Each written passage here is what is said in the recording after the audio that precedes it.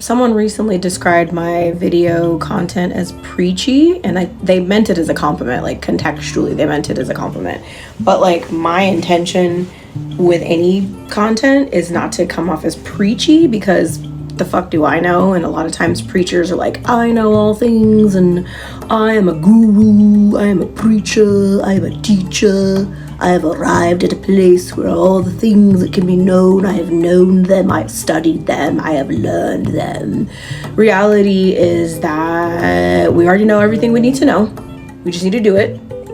And a lot of times people get stuck in what is often called analysis paralysis, where they get all this information, they get all the books. I'm gonna show you.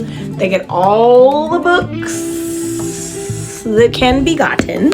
They read the books, they listen to the podcast, they enroll in the courses, they hire the coaches, they hire the trainers, they hire the gurus, they go to the ashrams, they do the meditations, the yoga, all the things. They do the plant medicine, they do all the things. But ultimately, doing all of those things is great, especially if you have no clue about any of this stuff and you're like a virgin to self-awareness or a virgin to self-study and you're just discovering and you're just learning. Great.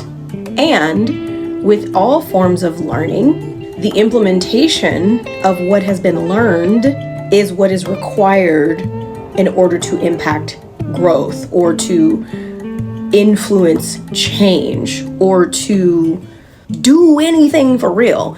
Because we can have an abundance of information. We can have a litany of literature.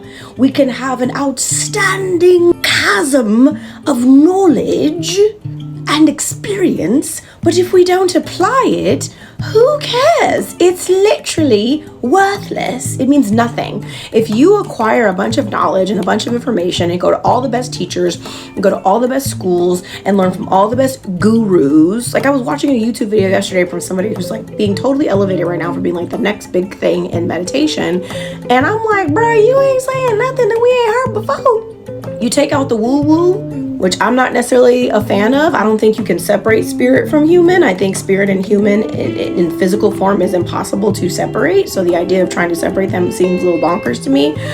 But I will say this.